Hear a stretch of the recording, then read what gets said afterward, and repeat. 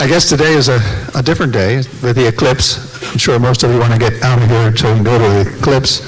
But when I understand it, sometime after 2 o'clock it gets started, but an hour later, sometime around 3:30, it will be 90 to 93%.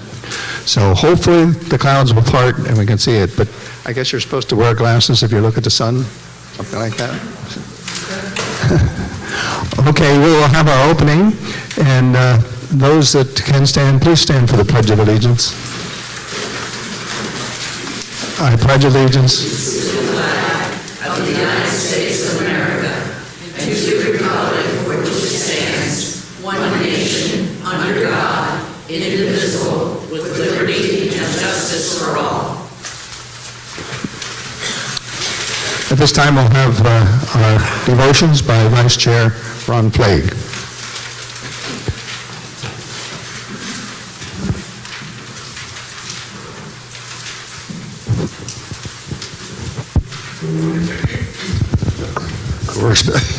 Works better if I hold this in my hand. Good afternoon again. There are many battles and storms of life that we remember or continue to encounter. Illness, discouragement, depression, despair, delays, dead ends, feelings of lack of worthiness. There are various ways to engage and win against one's battles. The primary source is the faith of God that He has given us, a gift, and your trust in His promises. Faith is the only way to obtain God's blessings. Faith is the messenger between a believer and God. It links earth and heaven. Prayer travels between your soul and God, and it must be earnest prayer. So monitor your faith. With it, you can achieve all things. Everything is possible for one who believes. But one must face the storms and battles, the peaks and the valleys of life. Life is not meant to be safe. The darkness frightens us, but that's only because one has trouble seeing past it. Every journey begins with one small step. If one could only see past it to see what is on the horizon. Many waste their lives standing in the darkness because they're not able to put the past behind them and take the first step into the unknown and get to the other side of fear. So, accept God's gift of faith, believe in Him, put your trust in Him, one day at a time, one step at a time. Let us pray. Faithful God, help us to trust You in these times of worldly uncertainty. Let us rest on Your words of comfort. When we are weak and overcome with fear and doubt, help us to feel Your presence, to fear not, to rest assured of Your promise, to fight our battles, and bring us to the other side of life's storms. Amen.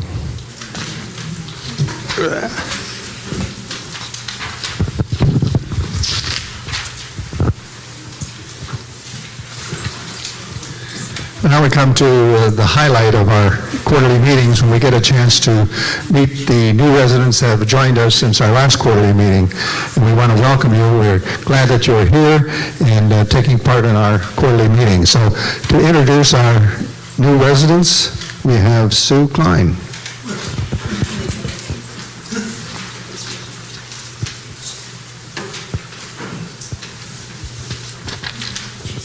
Welcome, everybody.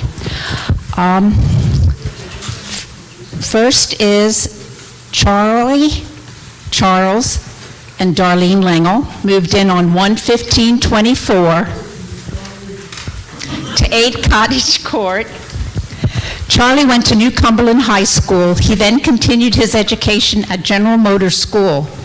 He was a service tech for 30 years and a service manager for 10 years.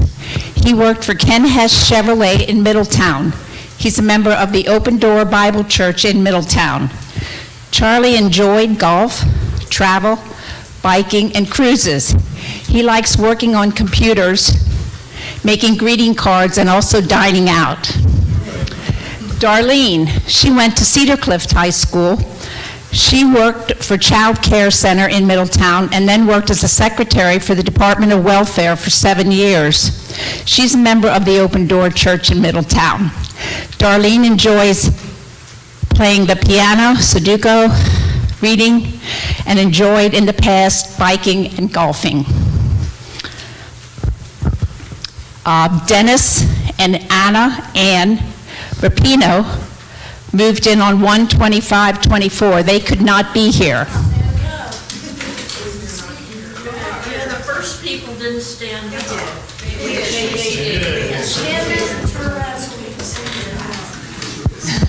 Darlene, do you want to stand up again? Charlie's in a chair. That's.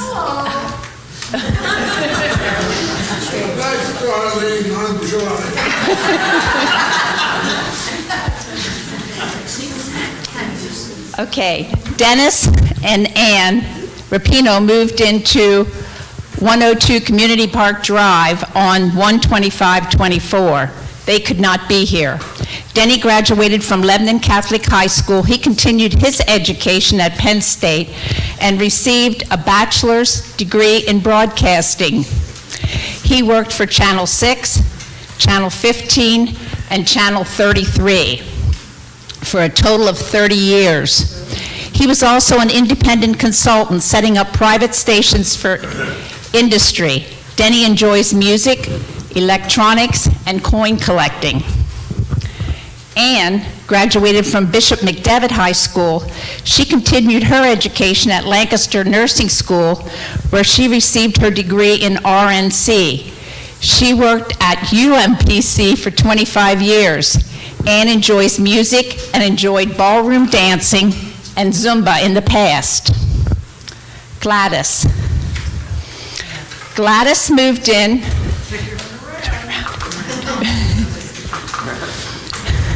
on 12/8/24 to 318 Community Circle. Gladys graduated from Mercersburg High School. She also graduated from Maryland Medical Secretarial School. She worked for the federal government as a secretary in the Department of Defense for 5 years. She's a member of the United Church of Christ in Mercersburg.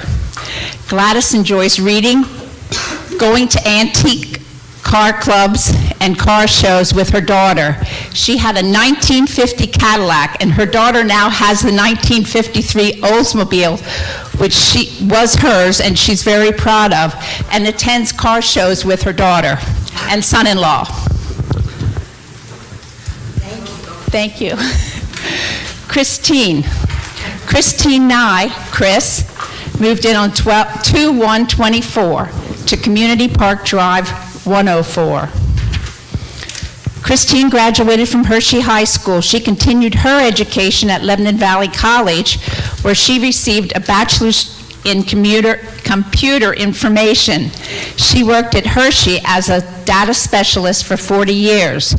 Christine enjoys reading, crochet, knitting, jigsaw puzzles, Wordle, and computer games. She lives with her 2 friendly cats, Ben and Jacob. Denise Brightbill moved in on 2/1/24 to 114 Kettering Drive. Denise graduated from Palmyra High School and continued her education at both Hack and Lebanon Valley College, where she received a Bachelor of Science in Accounting. She worked at Reese's Chocolate Factory for 35 years as an operations planner and did other jobs. Denise is a member of the Mount Wilson Church of the Brethren and is vice chairman of the board. She enjoys teaching Sunday school, singing in the choir, volunteering at church, and spending time with family and reading. Thank you, Denise. Sonia Sonia Ravel moved into 3 Lafayette Drive on 2/15/24. Sonia graduated from Dexter High School in Maine. She continued her education at the University of Maine, where she received her BS in nursing. She worked at several places as an RN for 40 years, including working for visiting nurse associations and at St. Francis Hospital in Connecticut. She's a member of the Baptist Church. Sonia enjoys sewing, gardening, quilting, fishing, outdoor activities, and spending time with her family. Thank you. Greg and Karen Ott moved into 406 Community Circle on 2/1/24. They couldn't be with us today either. Greg graduated from Forbes High School in Pennsylvania. He continued his education at Lebanon Valley College and received a Bachelor of Arts degree in religion. He worked as a plumber. No wait, I'm not finished. He was also a vocation instructor at Thaddeus Stevens College for 35 years and did some plumbing there. He attends Grace Point Church, and he enjoys travel. And looking at his house, I think he's going to enjoy planting a lot of plants, because he has quite a few plants out front. Karen graduated from Forbes High School in Pennsylvania. She worked at Hershey Gardens and Antique Malls for 20 years. She also attends Grace Point Church. Karen enjoys travel, reading, and gardening. Dennis and Suzanne Axman moved into 116 Kettering Drive on 3/1/24. They could no longer be here either today. Lee and Carolyn Southall moved in on 3/13/24 to 5 Kettering Court, but will be moving to 5 Cornflower Lane hopefully soon. Lee graduated from Cornwall High School. He continued his education at Westchester University, where he received his Bachelor of Science in Music Education. He also earned his master's at Trenton College and attended North Texas University. He taught music at Westchester University for 36 years. He attends Good Shepherd Methodist Church. Lee enjoys fishing, music, card playing, pool, I wrote music twice. And he served our country in the Navy. Carolyn graduated from Heard County High School in Georgia. She continued her education at Emory College in Atlanta, Georgia, and received her bachelor's in psychology. Carolyn worked at Siemens as a health and information manager for 13 years. She also attends Good Shepherd Methodist Church. She enjoys music, gardening, and decorating. Their dog, Jazz, lives with them.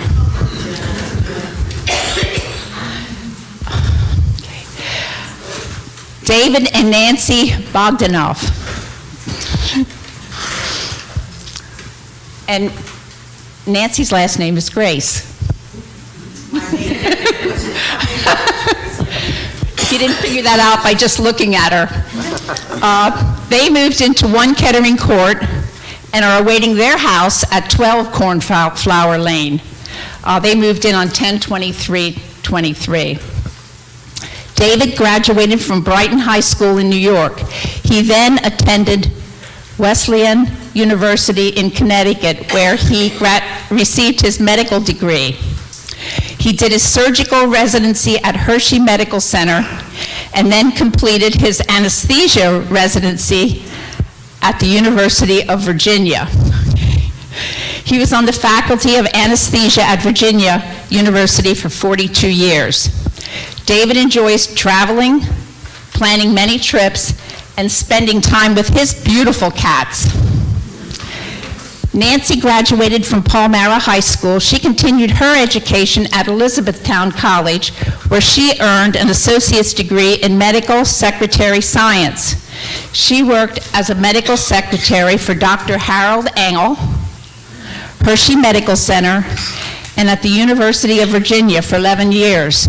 She's a member of the Palmyra Church of the Brethren. Nancy enjoys knitting and Pizanki eggs, creating them. Okay. And last but not least, Beverly Helt moved into 5 Kettering Court on 3/20/24. She's awaiting her house at 118B Kettering Drive. Beverly graduated from Anvil High School. She worked in customer service at Prudential Insurance for 23 years and Dutch Valley Foods for 19 years. She attends Living Waters Chapel. Some of Beverly's favorite things are walking, the mountains, puzzles, and amusement parks. She especially likes riding roller coasters and did so traveling with her husband to many. She also showed me a picture of a small display of it was a large display of miniature working roller coasters that she had at her last home. She lives with her tiny dog, Maddie. Welcome, everybody. If you have a minute after the meeting, please come up and say hello. Okay, thank you, Sue. Yes, we want to welcome all of you to Londonderry Village. It's amazing all the talents and interests that everyone has, and we hope that you can share some of your talents if you care to, and there's plenty of things to do here at Londonderry Village. If you haven't found out, if you look at your bulletin each month, it gives you all the kind of activities. You can be involved as much as you want to, or you don't have to. But we hope that you get integrated with our folks here at Londonderry Village, and we want to welcome you to Londonderry Village. At this time, we'll get on our reports. Secretary Joan Teal. The minutes from the last quarterly meeting and the last board meeting are posted in the book, in the library, on the shelves. Just look around. It's in a folder, in a binder, and mark the secretary's minutes from the ILC. They're free for you to look at. Anything, information in there that you feel you need, you can copy a page, just put it back in the book, please, so that it stays there, and that's where they're always posted. Okay, thank you, Joan. Are there any questions or additions to the Treasurer's report, Secretary's report? If not, they stand approved as posted. At this time, John Grace, Treasurer's.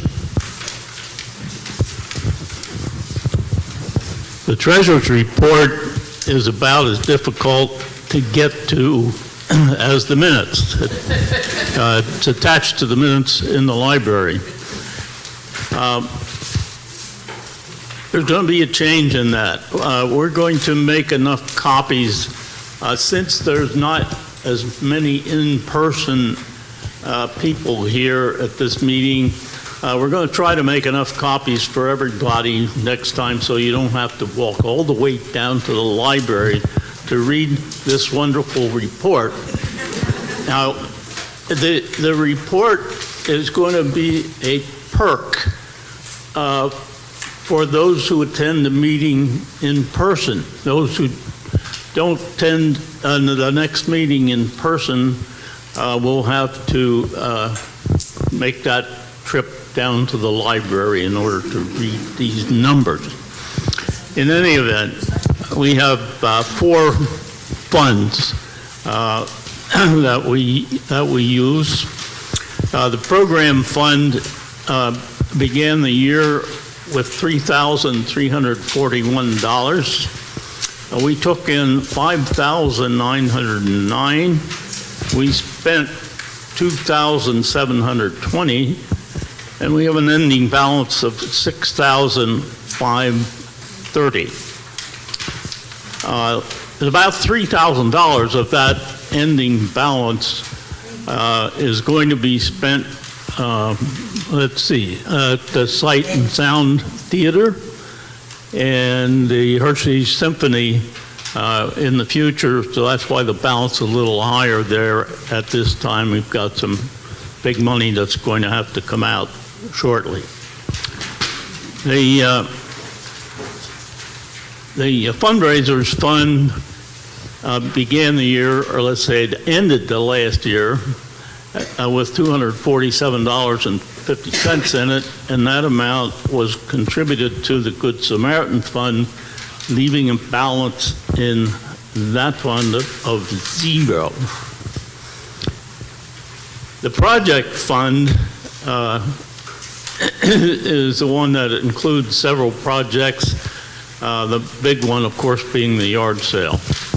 That began the year at $105,937. We took in $7,132 during the quarter, spent $9,428, and wound up at the end of the quarter with $103,641. That's a lot more money than what we usually have in that fund at any one time, but $95,000 of that is currently in a CD earning 5% interest, and we didn't want to cash it in early, so we're waiting until June until it becomes available to send on to the Good Samaritan Fund. The Redner's Tapes Fund began the year with $354. We took in $796, spent $354, and we have a current balance of $796, which will shortly find its way to the Good Samaritan Fund. That's about it. Oh, I guess I could tell you, the total yard sale receipts for this calendar year so far is $5,914, and the total yard sale for which we have records has been $1,050,356.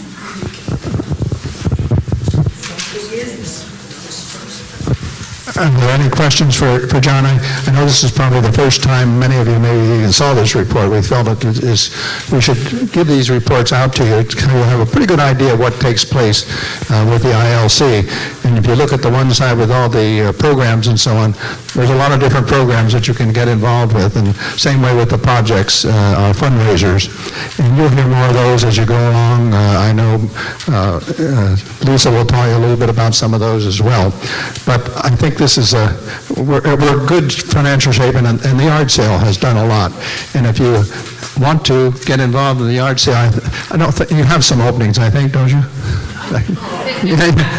That they can help. And it's a worthwhile project because it gives a chance for you to meet other residents as well as doing some of the work that's involved in the yard sale. And it's a community thing, and that's how I got started here, and you get to meet a lot of different people, and then the people that come here. And if you were, I don't know, you wouldn't have been here last fall when we had the one-day event. We were just blown out because there was just a lot of people here. And so this all helps our Good Samaritan Fund through the yard sale. And a lot of times when people vacate their properties, when they move on one way or another, then what the family doesn't get, they will go through those items, and what can be used in the yard sale, they go to the yard sale. So that has helped considerably over the last years. So get involved as you like, and if you don't get to, be sure and get to go to the yard sale and buy some things. All right, and now we'll have our Londonderry Village president. He's not here. He's up in Erie, up around the Niagara Falls for the eclipse today. So we have a substitute, a wonderful substitute in Jennifer Ginder. Jennifer, maybe you want to tell them what you do. Maybe some of the new folks may not know.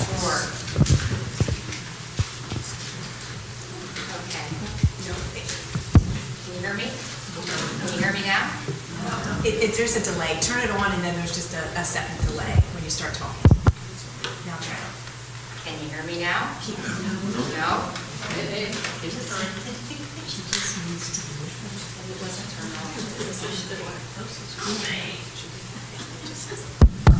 Can you hear me now? Yes. Okay, I'm Jennifer Ginder. I'm the Vice President of Health Services on the campus. For those that don't know me, I oversee the healthcare areas here on the campus, so personal care and the nursing home areas. So if you ever need a rehab stay, feel free to contact me. We would love to have you at any time.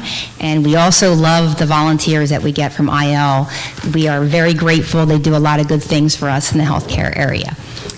So I'll be presenting for Jeff. If there's any questions, please raise your hand. I'll gladly answer anything that I can and that I know. So, first thing is reviewing our census levels. So for the nursing home, our census, I know this says 65, but we actually had one discharge, so we're around 64 right now in the nursing.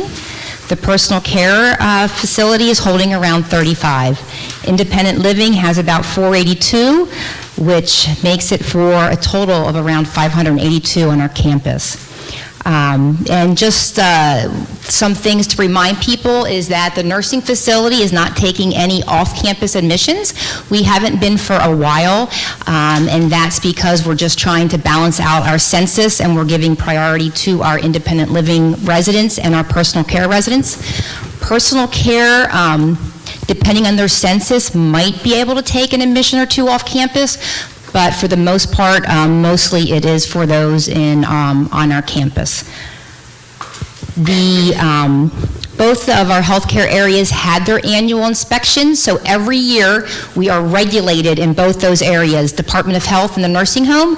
We had our annual survey. They come every year to make sure we are doing everything correctly, and if we're not, they tell us what we need to do to improve. So they were here, I think in the end of January. We had a very good survey in nursing. We had one very minor deficiency, and that deficiency was basically we didn't document an intervention on pain management on a resident. So it was a very minor deficiency, one that we corrected, and we are in full compliance with the nursing home. With personal care, they just had their inspection about 2 weeks ago, actually, for the year, and that actually was a very nice survey, too. They were very complimentary of our personal care home and the staff. We did get 5 deficiencies there, but they were very, very minor. 2 of those were, one, because staff forgot to sign a piece of paper. Another one was we forgot to check a checkbox. And there was one with fire safety that not all the residents were evacuated on a fire drill. So one thing with personal care, and if you ever come to the personal care home, we know it's not fun, but those rules in our personal care is during our drills that we have to hold monthly on every shift. Everybody has to evacuate, and that's for safety. So they have to get out of bed if it's on night shift, and they have to go through 2 fire-safe doors. So we had a couple residents that we struggled with, didn't want to get out of bed, so that was another deficiency. So that just takes education and reminding our residents of those needs. All right, also, so with the dining services area, every year the Department of Agriculture comes and they inspect restaurants. So we did have ours, and we passed that with flying colors, so they didn't find any issues there. Speaking of seasons, that restaurant did recently reopen. That was closed for a while because of the pandemic. We're actually very happy. We've been seeing 35 to 45 attendees per night, which is actually better than we've seen pre-pandemic. So pre-pandemic, our restaurant was a little slow. We were only seeing about 20 diners per night. So we're very happy so far with those results. So please come visit the restaurant. It's great food if you haven't been there. All right, Tranquil Terrace. So those that are new, Tranquil Terrace is an empty old nursing home unit. It's been sitting empty for a couple years. We are currently looking to start renovations on that unit to turn it into a memory care, personal care licensed unit, specifically for memory care. So we are hopeful that that will get started April 15th. We've had some paperwork with the banks and the loans kind of putting us on hold a little bit, but we're really hopeful that'll get started. Once that gets started, we're thinking 6 to 8 months is what the contractors are telling us will be needed to get that unit completely renovated, that we could open it up then for personal care, memory care residents. And that is a need that we've been seeing more and more throughout this campus, is that level of care. So we are very grateful to have that. The plan then, once that unit is ready to go, we have 2 greenhouse homes that are currently empty. We did full renovations on those greenhouse homes. That's the Royer House and the Fake House. And once Tranquil Terrace is ready, we will be transitioning, the hope is, the residents that are left in Leffler Care will be transitioning to greenhouse homes. And we also have several residents in the nursing area that are appropriate for memory care, personal care.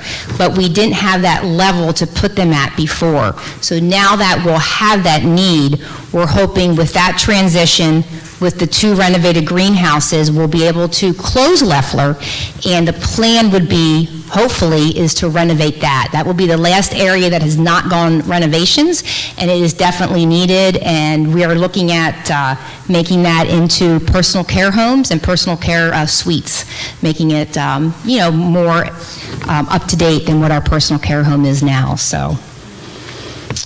Okay, Fox Run. So we've had a lot of rainy weather lately. So we're hoping to get the road paving situated and started the week of the 15th here in April. And if we continue to get some dry weather, we're hoping that the first move-in happens in May. So that's what we're looking at. So a lot of delays with that too over the years in the pandemic. There is going to be a Fox Run open house scheduled for May 4th.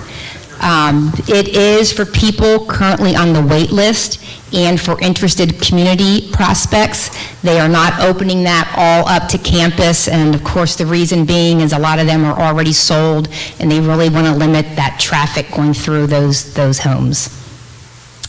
Let's see, Penn State Health. So if you've been here and you've heard some reports, we've been I'll use the word partnering with Penn State Health, with some physicians to come and offer services to independent living if they would want those services. Those services would consist of a certified registered nurse practitioner doing home visits if you would choose that Penn State group.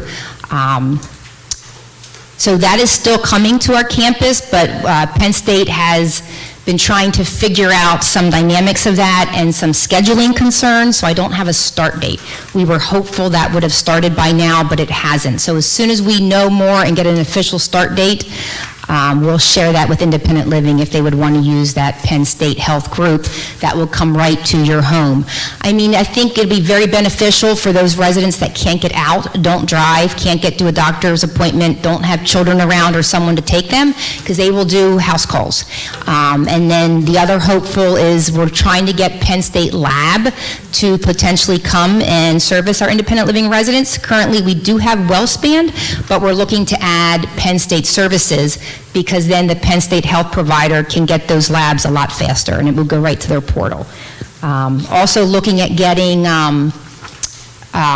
portable x-ray results to come out through Penn State Health. So if you would sign up for the Penn State health provider and you would have any concerns with, I'm just going to give some examples, a blood clot, they could do an ultrasound right in the home, they could do an ultrasound of the stomach, they could do x-rays if we're concerned about pneumonia or bronchitis, but some things that you wouldn't have to leave your house for. So as soon as we know more when we can get that started, we will definitely share that. All right, the next one here. So just to let you know, the Board of Directors did engage a search firm to help us search for the next CEO. As you know, Jeff had tendered his resignation. I believe it's for next January, so that is underway. Also, there is, you'll be seeing some more expansions. The maintenance building, they kind of outgrew their area with all the expansions. So the maintenance building, which is kind of near the pavilion, it's where all the garages are, they're going to be starting an expansion project there. They're hoping by the end of May, they can get that expanded. And then they are also going to start a golf cart shuttle service for independent living to get anywhere throughout campus. They're working on the dynamics of that. They're hoping to possibly start that in May. What they're currently looking at is potentially a 2-hour window in the morning and a 2-hour window in the PM for people to utilize that service if they want to go anywhere on campus and can't get to places or don't drive. And we're hoping that it could be volunteer run. So if anyone's looking for some fun stuff and they want to drive a golf cart, please see Mary Lee. She can help get you connected. If we don't get enough volunteers, our transportation department will be helping fill in those gaps and those needs. And there'll be like a contact number that you will call if you need that transportation. And that will be at no cost from what I'm told, so I think that's all I have. Anybody have any questions for me? I'm not sure I quite understood.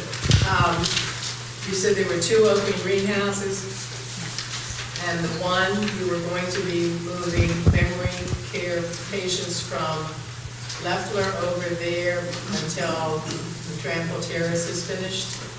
No, so we'll do it all at once. We're not going to move anything until Tranquil Terrace is ready to go. And then we'll look at relocating all those residents that are currently on Leffler. Yeah, so currently there's about 4 residents today on Leffler, and as we're not taking off-campus admissions, that will probably dwindle. So we'll have 20 beds in a greenhouse.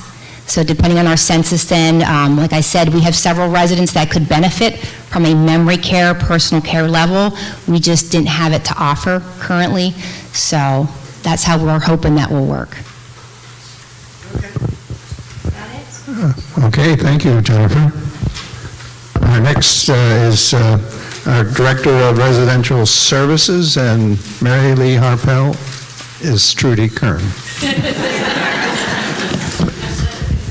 Mary Lee is enjoying a couple days off, so I'll be speaking on behalf of her. The month of April will be filled with lots of energy and great music here at the Village. Beginning with this Thursday evening at 7 o'clock is the I'll Fly Away concert, and this is a free will offering event with the entire cast of The Servant Stage. So please join us on Thursday evening at 7 o'clock. Secondly, Annville Cleona Chorus with about 50 students will be here on April 15th. That's a Monday at 6:30. Another wonderful youth music event. Following that, Rockingham Chorus will be here, this is on a weekend, April 21st at 2:30. I believe that's a Sunday. And then Mick Cochran will be here April 22nd at 2 o'clock. And Roger Lentz is here April 27th at 2 o'clock. Sunday, April 28th at 3 o'clock is our spring musical concert, and this will feature our Village Harmony Chorus and our LV Handbell Choir. Both of those are directed by Karen Umberger. Something you won't want to miss, this wonderful program, especially because it's with our talented LV residents that make up those choirs. Coming up next week is our Volunteer Recognition Luncheon, which is on Thursday, April the 18th at 1 o'clock. So all volunteers, you're required to fill out the annual TB screening. If you haven't done so, the day of that event, we will have the papers set up in the theater room before you leave to sign, to just fill out those TB screening forms. And also, if you did not attend the volunteer training, I made some additional packets of that information that you could sign out and take with you home to read and then return to me. Also, you'll see that there are little thank you volunteer cards around campus at every receptionist desk, at the IL mailboxes, and in the computer area in the cafe. And take time to take a card or many. They're pre-made cards, but there's a section that you can fill in your own notes and give it to one of our many volunteers here at the Village. And because Volunteer Recognition Week is next week, April 15th through the 19th. We're having a guided nature walk. This is put together by Rob, our fitness instructor, and this will take place on Saturday, April the 20th at 10 o'clock. The bus will be going to Wildwood Park in Harrisburg. The bus has filled, there is a wait list, and we have some driving. It is our hope to do a trip like this every month in the warm months, heading to a different location, and these will all be led by fitness trainer Rob Zell.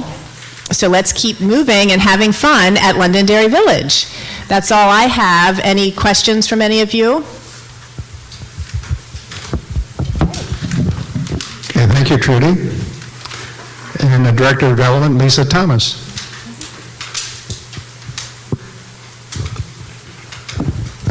Well, good afternoon, everybody. Happy Monday.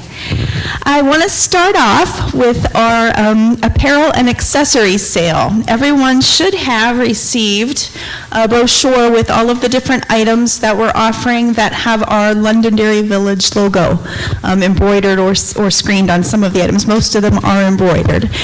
So we are taking orders for those actively. The thing that I did want to point out is there's two different categories when you look at the form. Some of the items, the apparel specifically, is not requiring tax on that, but there are certain items, particularly those on the back, some of the mugs and the umbrellas and things, and there is sales tax on those. So if you're ordering and you fill that form out, there's a top part for the non-taxable items and then a bottom part for the taxable accessory items, and then you can add those two totals together for the grand total. There is no deadline. We decided this was something that came from all of you. There was questions and requests for people for us to be able to provide different items on an ongoing basis that have our Londonderry Village logo on them. So what we decided is to keep this open on a rolling basis. So there is no deadline to order. They will always be available, and what we'll be able to do then is once you place your order, we'll be doing those weekly. We have a system set up, and then the items will be branded with the logo on it. It takes about 3 to 4 weeks, probably 3 weeks is what they're telling me, until they do the embroidery, process the order, and then ship those things back. So then you'll be notified to be able to come and pick your items up. We do have... We're trying to get samples from the company that we're working with. So in the development office, which is directly across from the Seasons Restaurant, if you come into the office there, we have a conference room, and we have at least one of every of the items, and we have a variety of sizes also. So if you're a little, questioning what something looks like in color, or if you want to just get a size comparison in the items, we tried to make those available. And the company has been wonderful with us to be able to provide samples so we can get those if we need. So you can take a physical look at them. We did pick some really nice quality items so that you'll be able to have those for some time in all different seasons.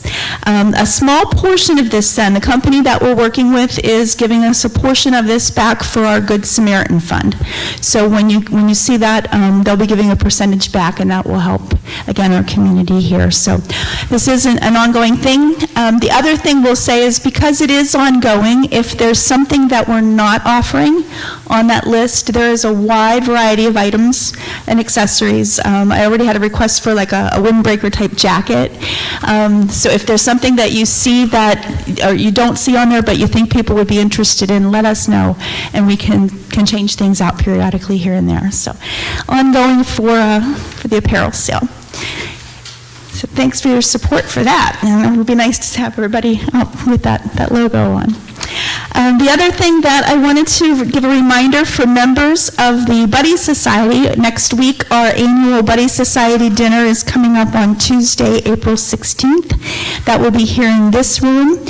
So RSVPs are here. We're going to start at 5 o'clock with a check-in and social time, as we always do, and then a dinner that that's been prepared for us by our dietary services. They're doing a wonderful meal. And then some celebration for all that the Buddy Society has done for our wonderful Good Samaritan Fund and the generosity of those folks. And then on May 18th, a reminder for our Mother's Day celebration and butterfly release. And again, this year, if you remember last year, we were able to host for the first time our garden tea party. So we'll be doing that again this year. So you'll have the option of participating in one or both, the garden tea party and or the butterfly release, whatever your preference is. The garden tea party will start at 11 o'clock, and we'll be hosting that at our Stoneback Pavilion this year. And then following that garden tea party, we'll be moving to the Shear Family Play Park for our traditional butterfly release and dedication program. So the invitations and mailers have gone out for those as well.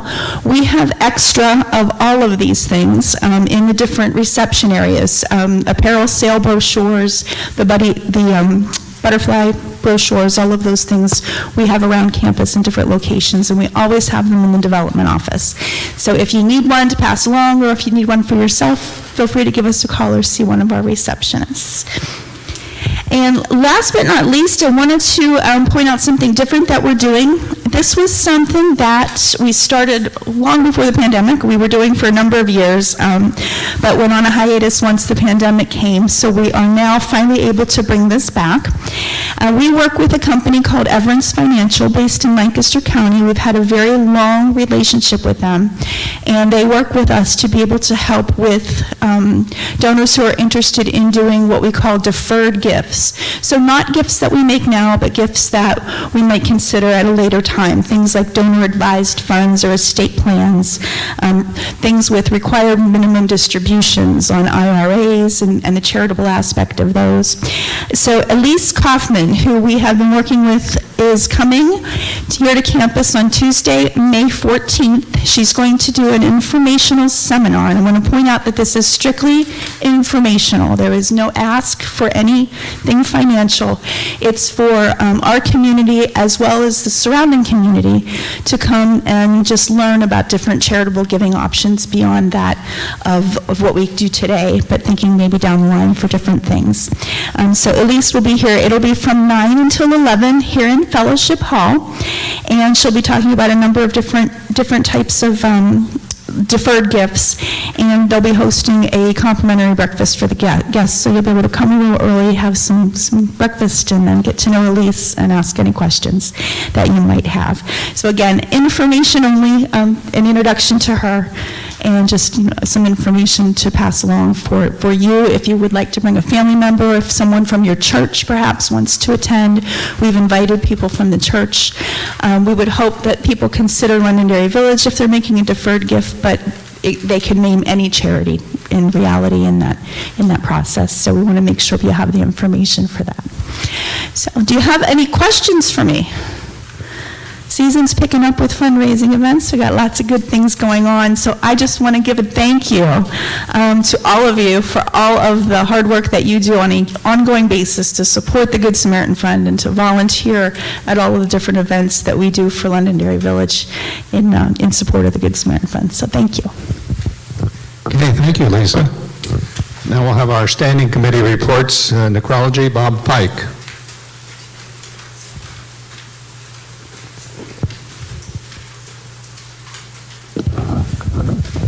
Good afternoon, everybody.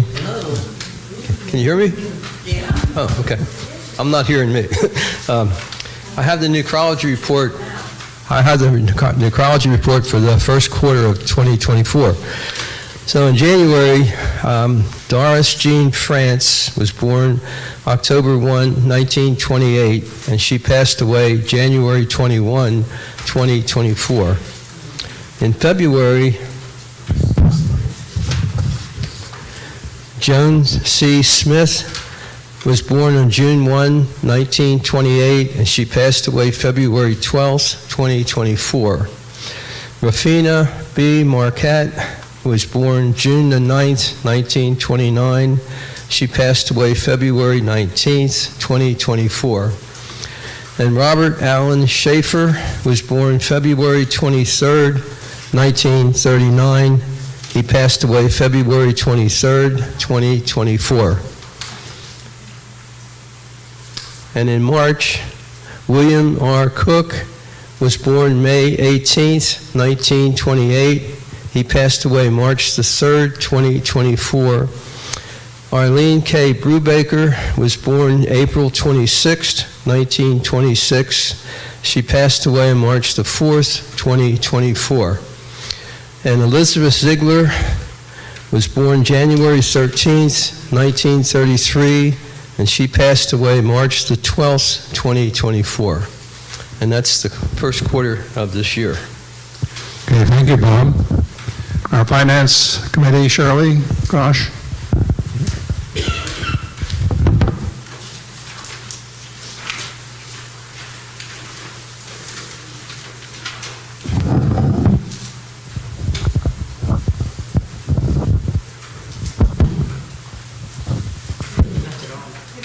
It's on.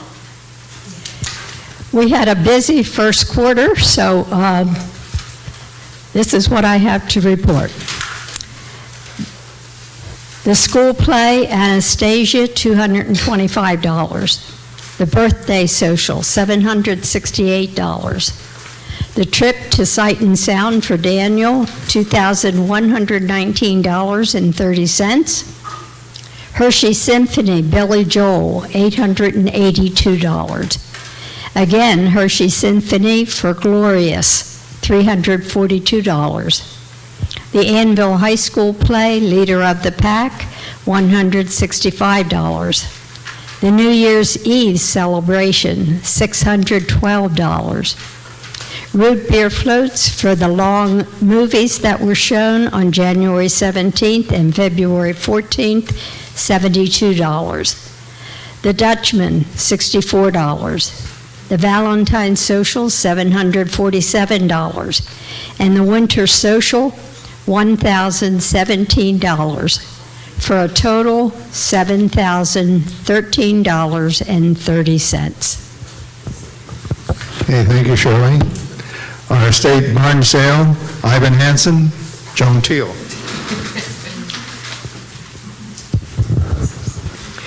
Another person who's out of the area to see the eclipse.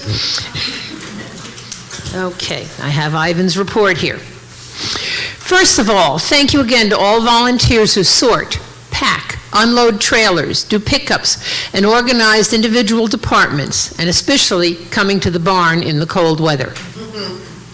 The cold should be mostly behind us now. Tomorrow's supposed to be 70 in the afternoon. I appreciate that everyone seems to be working well together. It makes the job easier. The new shed for the Christmas shop needs a ramp built and electrical hookup done. It's being stocked. The remodel project is moving along with new floor done, interior walls, and 2 doors installed, 2 more doors to go. The floor is done in the restroom and electrical is nearing completion. The job got delayed a couple of weeks because of bad floor and rotten beams that needed to be rebuilt. Main tent comes April 30th.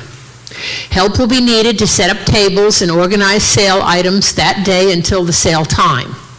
Flower and food tents come May 21st. Again, help will be needed. Overall, Ivan feels that things are well under control now, with daily work starting the beginning of May after the main tent is set. There's always a place for more volunteers, both sitting and standing.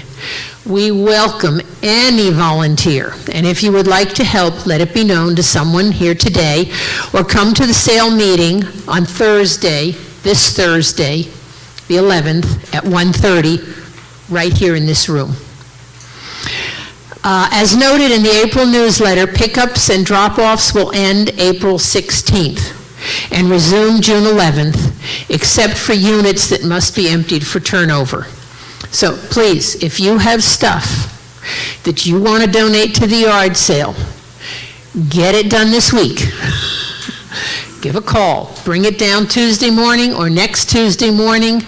9 to 11 drop-offs can be delivered to the furniture barn. An updated reminder for those who purchase items on Tuesday work sessions. All items will be taken to the person in charge of money that week. It's usually either Bets or Millie, to be recorded and paid for. If you plan to purchase, bring money. If you want something but don't have money with you, put your name on it, mark it sold, leave it in the department until the next week when you bring your money. We're trying to eliminate extra bookkeeping. We are getting questions why there's no Wednesday sale. This decision was made by all volunteers at a previous meeting. I'm sure even though it will be advertised as a three-day sale, people will show up Wednesday, but the driveway will be blocked off. Ivan will be back to answer questions at the sale meeting scheduled for all workers April 11th at 1:30. We're counting down 7.5 weeks till opening day. 2 side notes from Ivan. There will be no curbside recycling on Thursday, May 30th, because everybody who does that also will be working at the yard sale that day. Apartment trash rooms. Thank you to those who answered his call for volunteers to help sort through recycling in the apartment trash rooms. It's nice to be able to pull the stacked newspaper out of the boxes without sorting through it and having the black crates not completely overflowing. There's still trash rooms that need to be covered if you care to help. Thanks again, and Ivan has his phone number, 813-3418, if you want to volunteer to help. Thank you. Thank you, Joan. As you can see, Ivan's quite a busy person. He takes care of the yard sale and also a recycling program throughout the campus. So he's very dedicated in what he does. So we appreciate Ivan's abilities. All right, this time we have a program. Cynthia, you going to... Oh, there you are. Cynthia Road.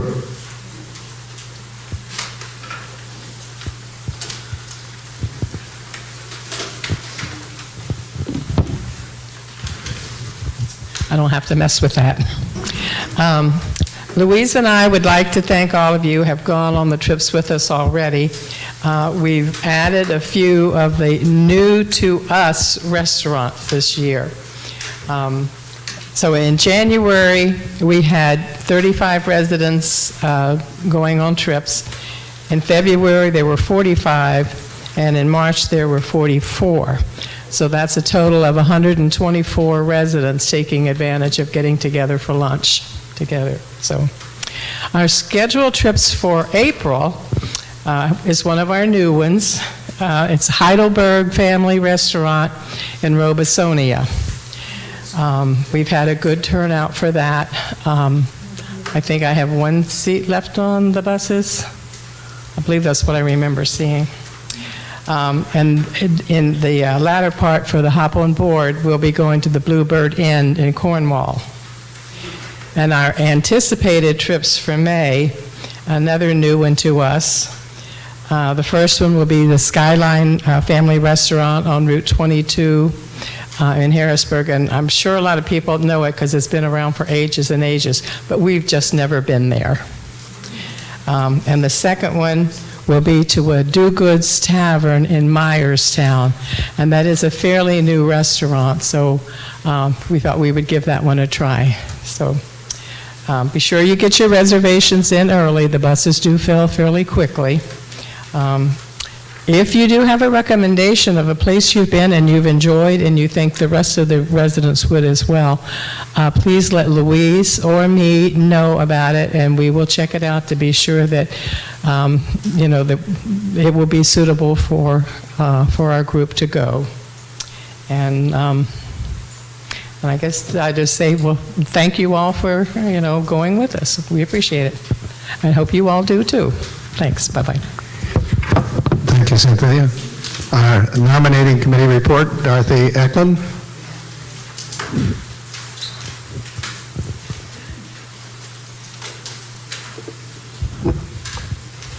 In accordance with the bylaws, the Executive Board has approved the nominating committee members for the years 2025 and 2026. These members are Nancy Basalja, Mary Engelman, Gloria Kepley, and Fran McMichael, and I am chair. Because the purpose of the nominating committee is to give officers and committee chairs for 25, 26. So it takes a little while to get that done.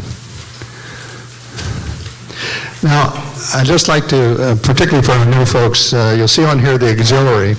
And the auxiliary and the ILC are really two different organizations here at Londonderry Village. In fact, the auxiliary was here much sooner than the ILC, back when it started. Before people moved into Londonderry Village, it was Lebanon Valley Brethren Home at that time.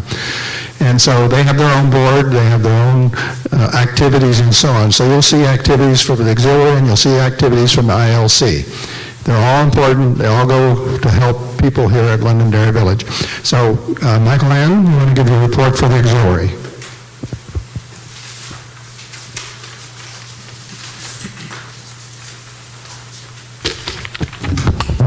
Good afternoon, everybody. Can you hear me?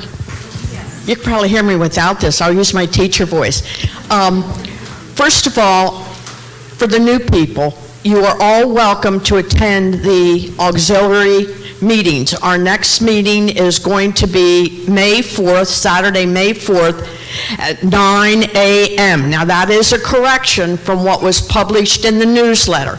Not 9:30, 9 a.m. There will be donuts. Also, there's a correction to the boutique sale entry in the newsletter. It's not $1 for everything. Sorry, it's half off of everything. And since I know it's, well, what can I tell you? Sorry, but since we have some new activities going on that you're going to want to attend, you want to get down there to the boutique and take a look at this stuff that's all half price, and even some of the regular priced items, and get your duds for your musicals and so on. Okay, as Dick mentioned, we both, ILC and the auxiliary, raise money for Londonderry Village. All of the ILC's money goes pretty much to the Good Samaritan Fund. The auxiliary's money goes to buy stuff. Like we bought a trishaw, that's like a bicycle.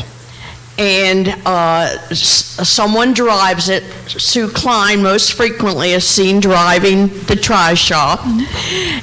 And a wheelchair can be accommodated on this new one. We've also bought a freezer for the convenience store. So we buy items, whereas this is a Good Samaritan Fund. So we're both making money that goes to help all of us. Now, fundraisers that we have to raise money. The pizza sale, the orders need to be in by April 23rd, and you can pick up your pizzas May 4th after the Saturday meeting. The roast beef takeout dinner, which is very good. The orders need to be in by August 3rd. Pickup is August 10th. The breakfast, reservations need to be in by August 23rd. It will actually be held September 14th, and it was very well received last year.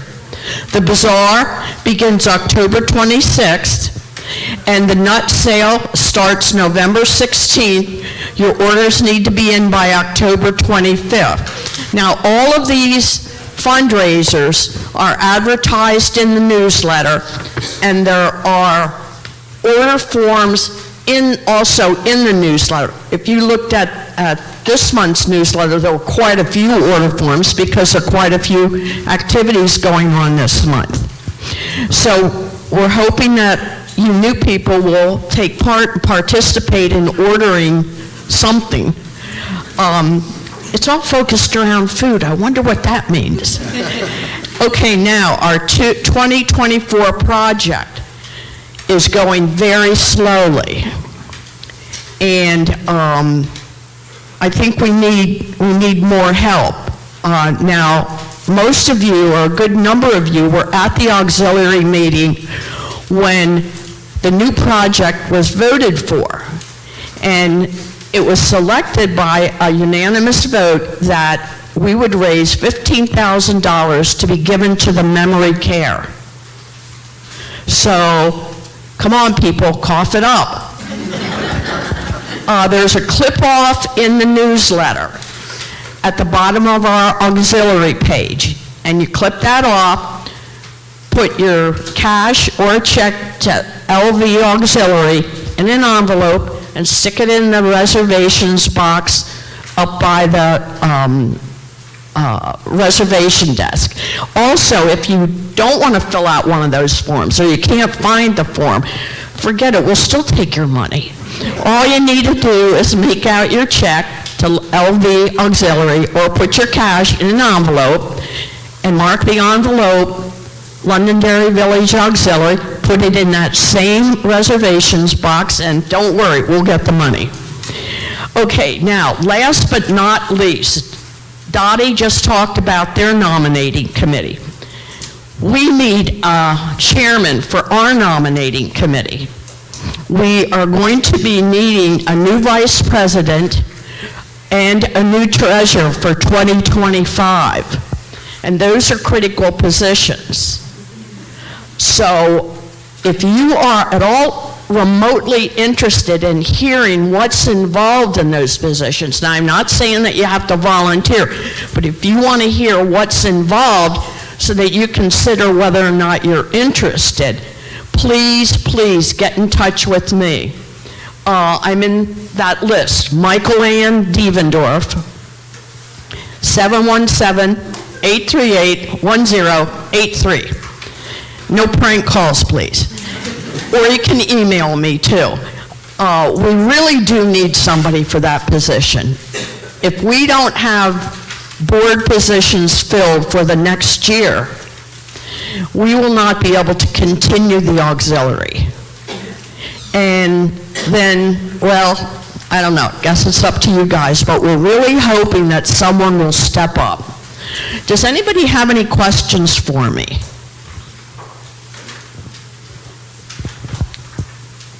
Don't forget, new people, mark it on your calendar, May 4th, Saturday at 9 a.m. There will be donuts. Thank you. Thank you, Michael. Okay, is there any old business? Not any new business? Okay, so we're ready to look at the eclipse? Our next meeting of the Independent Living Executive Committee is Monday, May the 13th at 1:30. We meet in the boardroom. And our next quarterly meeting here is July 8th, 2024 at 1:30 here in the Worship Center. So again, we want to welcome you, new folks. I know some of this might be overwhelming. I'm sure you have everything down, what was said today. But this is what you need. That has all the information in it. We try to keep you up to date. There may be a few errors once in a while, but this is the thing that really determines what takes place here at Londonderry Village, and try to take advantage as much as you'd like to. So are there no other questions? We'll adjourn our meeting. Thank you.